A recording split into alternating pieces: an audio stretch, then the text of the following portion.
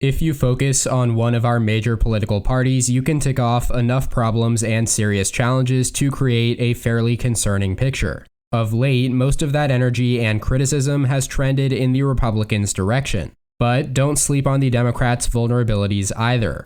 Indexing all of the problems that Republicans are facing today is a challenge unto itself. They have a ton of issues to deal with, starting most pressingly with demographics. The country itself is getting more diverse, yet the GOP is becoming more dependent upon white voters. Next, a higher and higher proportion of voters live in urban and suburban areas. Yet Republicans increasingly lean on small towns and rural areas to win elections. Furthermore, the country is getting better educated, but the GOP is catering more towards whites with less than a 4-year college degree. And lastly, America is getting more secular, but Republicans are banking on evangelical Christians and conservative Catholics for support. And all of that having been said, I haven't even touched on the problems that the GOP is having with younger voters, as the party's best age cohorts move closer and closer to permanent relocation. However, you can put together a pretty good list for Democrats as well. The system set up by the founders 232 years ago included a compromise to protect small states from being dominated by larger states. And given our current political realities, that means that both the Electoral College and the Senate grow more favorable for Republicans, and in turn more challenging for Democrats who run up the score in big states like California, New York, and Illinois. But with California and Wyoming having the same number of Senate seats and as a result at-large electoral votes, we tend to see great disparities between the popular and electoral votes. Now, for Democratic presidential candidates, Hillary Clinton winning the popular vote in 2016 by 2.1 percentage points, and Joe Biden last year by 4.5 percentage points, that looks good on paper, until you realize just how thin these slices were in decisive states. Of President Biden's 306 electoral votes, 57 came from 4 states that he won by 1.5 points or less.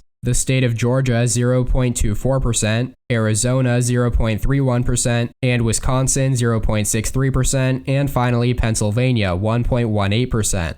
President Trump, by contrast, carried only 1 state by less than 1.5 points, and that was North Carolina 1.35%. The presidency of the United States was ultimately decided on fewer than 43,000 votes, about 0.01% of the country's population. Additionally, Democrats in the Senate beat the GOP incumbent David Perdue in Georgia to win their 50th seat and take the majority. The margin there was 55,354 votes. But even the Democrats' margin of victory in the House of Representatives was based on votes in a handful of districts going the right way. 31,751 to be exact. Only twice in modern history has there been a Senate split precisely even or within a seat of being a tie, with that same party holding an almost equally precarious House margin as the Democrats do now.